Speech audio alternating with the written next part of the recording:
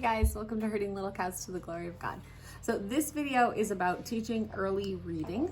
I had a question about this the other day from someone who has done a little homeschooling, is interested in homeschooling another child, and was asking what we use for our reading curriculum. So we use Alpha Phonics by Samuel Blumenfeld, something like that. I don't exactly remember how I came across a copy of this book to start out.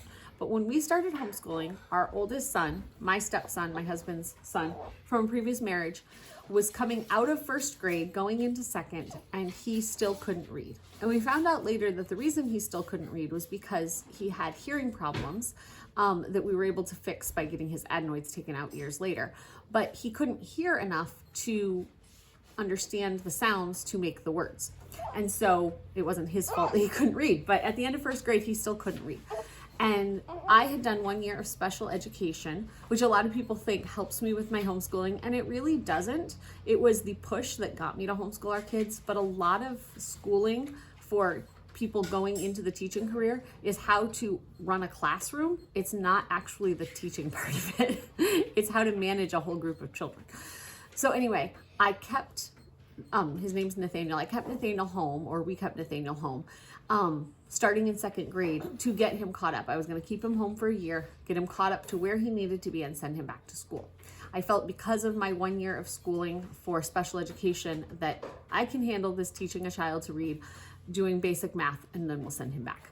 We loved it so much we never sent him back.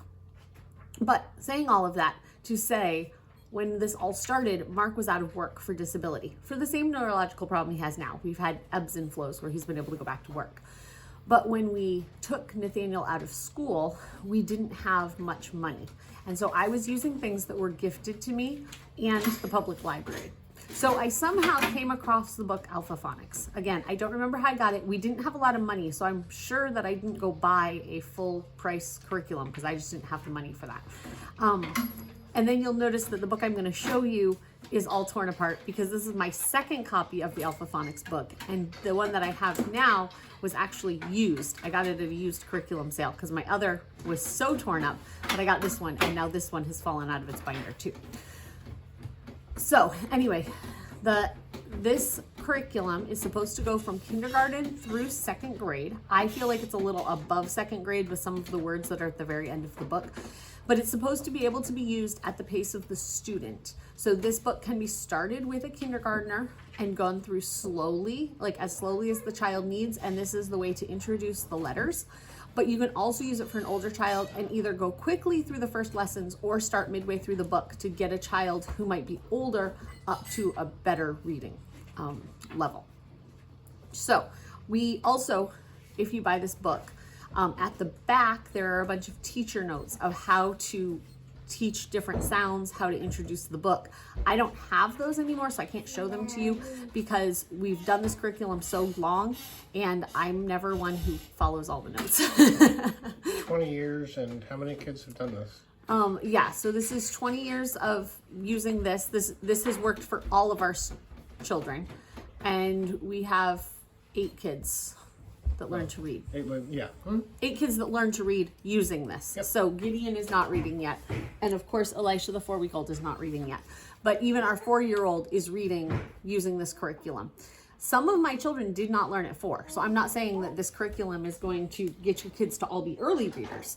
I've had some kids who really are still struggling putting words together, like letters together, at 8.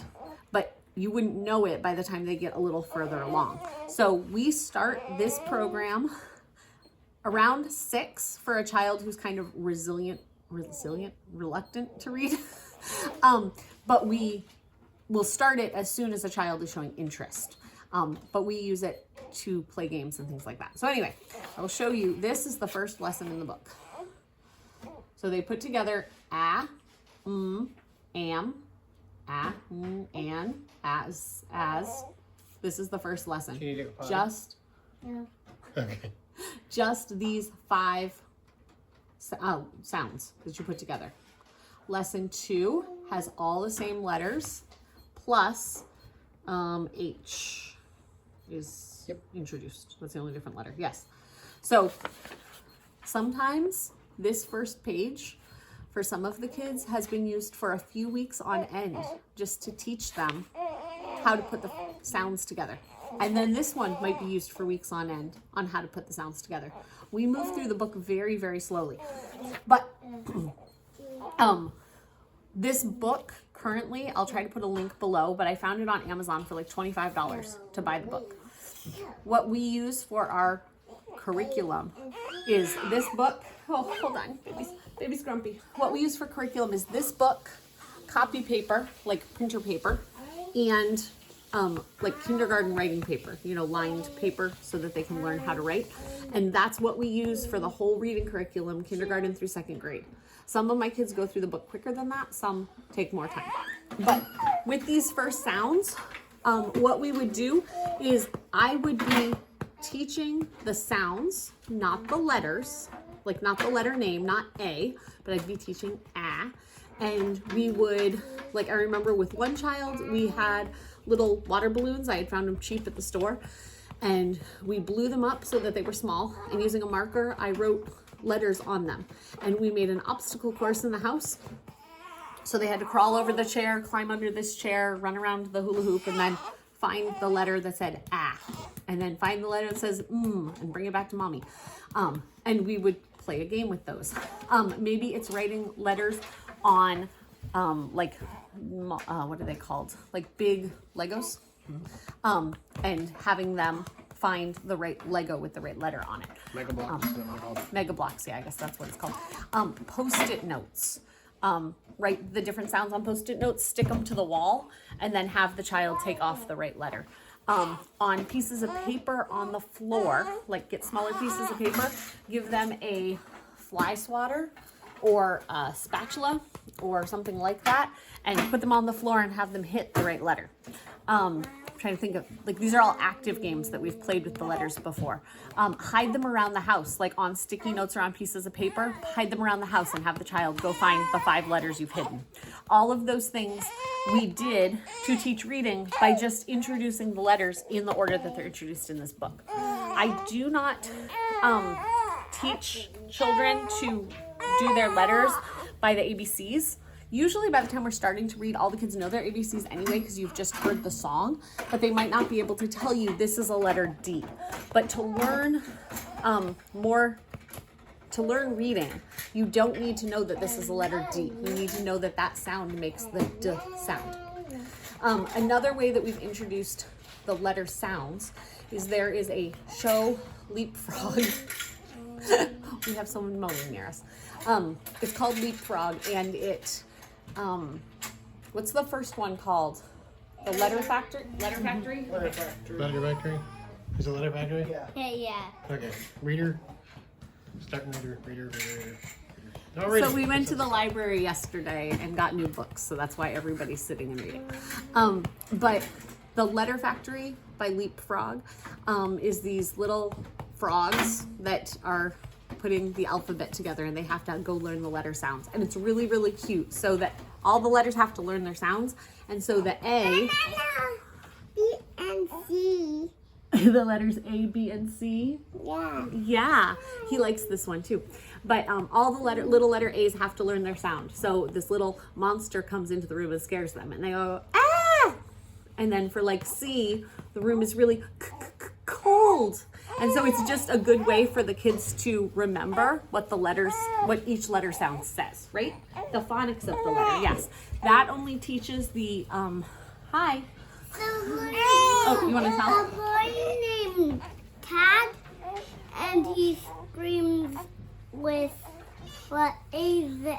And he says it's cold in here with the C's. That's right. And with the H's, it says, he says, it's hot in here. Yeah. And then like the popcorn, right? Yeah. The popcorn, right? Yeah. The popping popcorn. What else?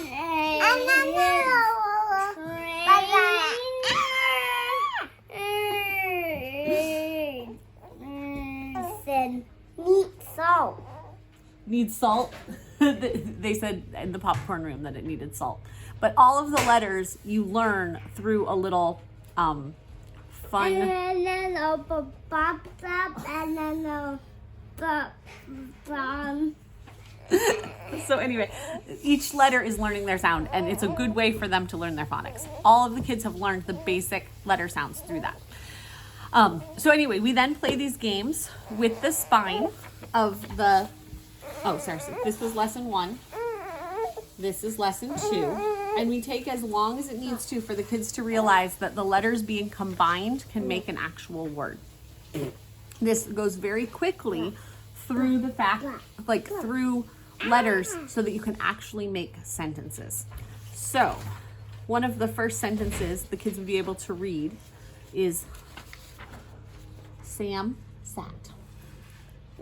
So one of the ways that we make reading fun is when they start learning enough words that they can make a sentence, which, like I said, this is lesson 2. They'd be able to read Sam sat.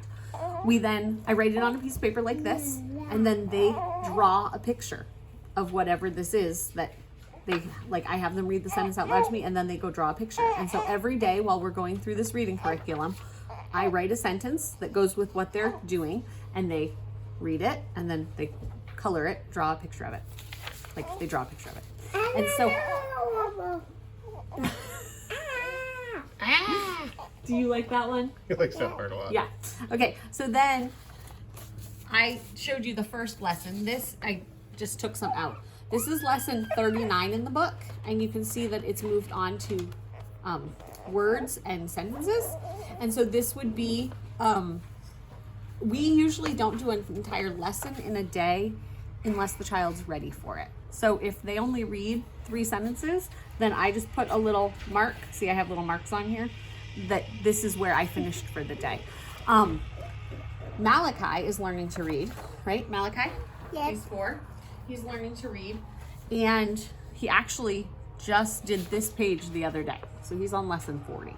He did this page the other day. And a page. Yeah. He read all of these sentences in one day because he wanted to read. And after like every 2 sentences, I'd be like, do you want to do more or do we want to stop? Because I think it's very important to do to only do as much as the child can handle at the moment. Children learn more through play than through long lessons. So if your lesson only lasts 5 or 10 minutes, then they're going to be able to acclimate, is that the right word I'm looking for, to their mind more by going out to play, even not playing with letters and things. Their brain needs the time to be able to learn the lesson that they learned. I have a little grumpy baby. Oh, Naomi, are you around? Do you just want to see if this guy wants to walk? Naomi was making pizza dough for us, and so she wasn't in the room. Hi. What? Hi, yeah. Hi, yeah. She's gonna see if he wants to just walk because he doesn't like sitting on the floor. Right? The baby Elisha. Wow. Thank you. Okay, so that's how we do the starting reading lessons. So, Daddy wants you to go over there with Samuel. He's gonna look at a book with you. So once the child has gotten a little further in the book, we will put words on those different things I was talking about. So instead of having a letter sound, we would put a word. Or we might put all the letters for a word. So let's say we're doing the obstacle course that I was talking about. I might have all the letters for the word at the end of the obstacle course, and I'd give them one sound at a time. When they bring back the object, we line them up and they sound the word out. As they get older, you can put words on the balls or sticky notes or whatever you're using. Put words on it and have them find the word, and you can put those words together in sentences for learning how to read. So you can do this with Bible verses, because ultimately we're trying to teach our children how to read so that they can read the Bible with us as a family. And when a child can read, they can read anything. Like we go to the library and they just pick up books and they can read anything. But ultimately we want them to be able to join us in our family worship so that they can read their Bibles, which is something they look forward to being able to do. So you can also put Bible verses together in this way. So you could write on each individual paper, in the beginning, God created the heavens and the earth. Have them get those in one of your game type forms and put them together. Have them remember memorizing the verse. So as you go through the book, like I said, we don't always do a whole lesson. We have one child, Josiah. If you've been watching our channel, Josiah has cerebral palsy and epilepsy. And if we do too many brain strenuous activities, he will have a seizure. And so we only read about 5 sentences at a time. So he has like 3 lessons left in this book. And you're working really good. You want to come sit with me? Yes, you may sit with me, but you... What? Yes. I'm talking more about the actual reading part of it though. So we would read like 5 verses, but if we tried to do more, it would cause his brain to overload. And so we just do this short part. Samuel, can you look at a book with him? So like this is one lesson, but we would break it up that he would read all these words on one day. And then this would be a lesson and this would be a lesson. So this page would take us 3 days. But like I was saying, the 4-year-old who's very interested in reading and is catching on really quickly, sometimes he'll do 2 or 3 lessons in a day. Some of the lessons are shorter than others. As you go further along in the book, we all know that English is a hard language to learn because we have so many exceptions to the rule. So how this book deals with that is, this is long E as EA, like when you see EA here, you're saying E. In all of these words up here, EA says E. But then when the word is in a box, it means that it's an exception to the rule. And so if you have the rest of the pages that I lost that have the teacher's guide to it, it would tell you how these words are supposed to be pronounced and shared. But I just read these words out loud to the children, and then we will go back, like when we go on to the next lesson. This is the next lesson, which is reading sentences. Before we would start this next lesson the next day, I would go back and reread these to the kids, and the kids actually catch on really quick that some words just say the wrong thing. If we're going and they seem stuck on a word, let's say they get to, on the next page, they get to the word break, and they're like trying to figure it out, I might say, oh, EA there says A instead of E. I know you're used to saying it E, but this one it says A. What's that word say? And they easily pick up on that. So again, you have sentences. And then as you keep going, this is towards the end of the book, you get more of the odd words that you might not use. One thing I'm not a big fan of this book is sometimes they use words that aren't true words. So like in this one, oh, it's not that page. It was on one of these pages. It says rhyme. Oh, right here, back of the page. It said word rhymes with bird, and that's not how you spell rhymes. It only happens a couple times in the book, but it really bothers me. Maybe this is how they spell it in England or something, but this is not how we spell it in the United States, so I'm not really sure why they write it that way. But anyway, we have used this book for many of our children. As we go further along, you can also write longer sentences for the drawing part. So this was on one of these pages that I picked out for you. Luke threw a stone, and I'd have the kids draw a picture of that. And then I usually have them go to either an older sibling or to daddy after they've drawn the picture and read the sentence and explain their picture to that other person. And then we also use this for handwriting. So I will take words or sentences from the pages of whatever sound they're learning right now, and I would write them out on paper. So God is good. And we might start with just the first letters of the book, and let's just practice A's today. I don't expect my children to really be able to form all the letters until they're about 6. So Malachi, who's learning to read, can write the letters, but he doesn't write them exactly right, and I'm not worried that they're not perfect. I know different people do it differently, that it has to be perfect before we move on to the next thing. I have not found that to be the case with my kids, that we can write, and as they write more, their writing improves. So I don't expect him to be able to write. He has recently asked that we can write. The 4-year-old has recently asked that he can write sentences like the big kids, but I don't expect him to stay in the lines and everything. The 6-year-old, however, does stay in the lines. He can do those things. Okay. You also can use the handwriting paper to do cursive. I just write out whatever verse it is or words that I want for the kids in my own handwriting, but I found a website that was, hold on, worksheetworks.com, and you can write out the verse that you want and it will print it out as copy, as cursive. And so if you want to go to cursive with your kids. So anyway, if you have questions about this, please leave them in the comments below. I'm going to do another video about other parts of early learning for childhoods. Thank you for joining us on Herding Little Cows to the Glory of God.